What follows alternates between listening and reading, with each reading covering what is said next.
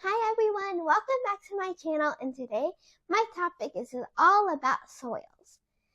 Even though you haven't noticed, we walk on soil every single day. Because soil is all across the ground, soil is everywhere. Did you know that microorganisms are the stuff that makes soil?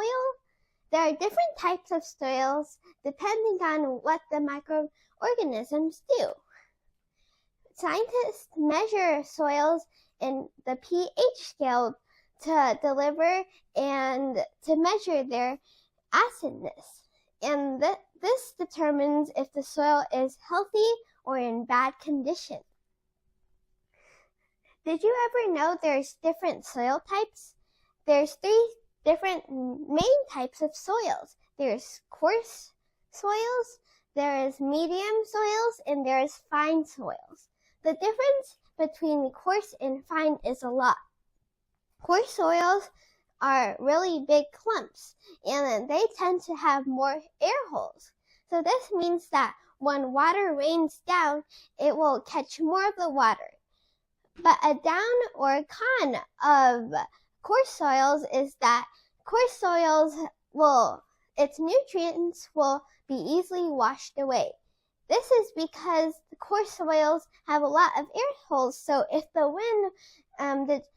wind decides to blow really hard, all the nutrients that were in the soil will blow out. So that's why farmers will not use these soils as much for crops.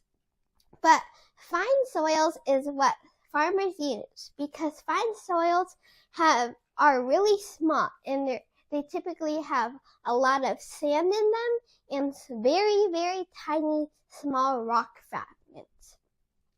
And these types can also hold water, but not as much as coarse soils. This is really good for farming because it has lots of nutrition. You can usually find fine soils near rivers or near water areas. Have you ever wondered how soils form? Soils will take a very long time to form. This diagram will tell you the steps. So first, there's big rock fragments called parent rocks.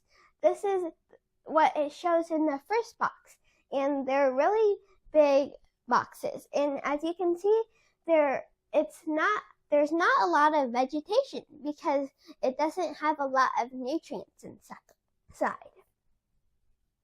Now we have a little layer of humus. And humus, if you didn't know, is a layer of soil with decaying animal or plant remains. And it's usually really thin when the soil first forms. As you can see, the parent rock is still in there because soil develops by layers. And also there's a little bit more vegetation growing on the ground. Then lastly, fully developed soil will include parent rock, humus, and some roots, because that means that the soil is very healthy, so big, strong trees can grow in it. We need to protect the soil because there's not an unlimited amount in our world. When soil amounts decrease, that means we can't have food, or it will affect wildlife too. One way to help, and the farmers do this too, and it's a traditional way of farming, is contour plowing. Contour plowing involves planting the soil and plowing it the same way as the soil grows. So that means it will reduce a lot of erosion. And that sand involving in the erosion will mostly go to riverbanks. That's flooding them over and will cause them to dry up. So that means and leads to no water. These are the types of soils. So first we have undeveloped soils. Undeveloped soils are soils that don't have a defined layers. So that means that it doesn't have really distinct layers, as you can see in this diagram. Instead, they look like this. You can't really determine if the rocks are actually glued together because there's big rocks, small rocks, all kinds of rocks and soils in there. They kind of look like this. Undeveloped soil is the most common type of soil, as you can see on this map. The purple part is the undeveloped soil, and most of it is located in Africa. There's also young soils, and young soils come after undeveloped soils.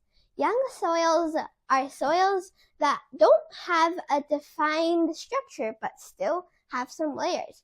This is an example of young soils because even though it has layers, it's not defined. So that means there might be an area where there's a lot of one layer but not as much as the other.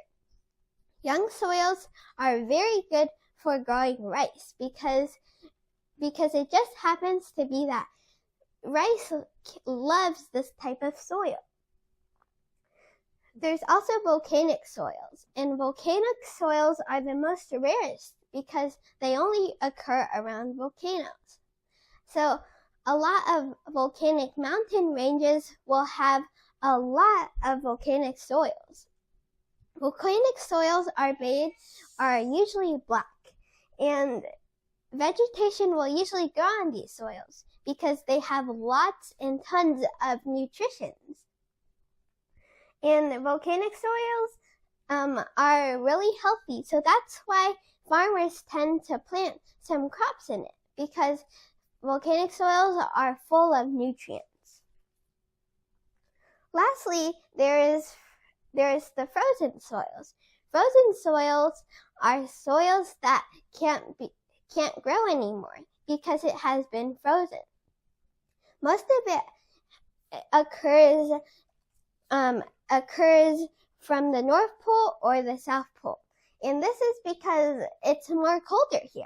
And frozen soils usually can't grow. And that's why they're not really useful to us. Permafrost is the layer that the soil makes it hardened and iced. And this is what it looks like. So that means that the soil can no longer grow. And in the summertime, this soil will melt. The top layers of the frozen soil will melt in the daytime, but at night it will freeze up again, and it still can't grow. Soils is a really good topic because I learned a lot.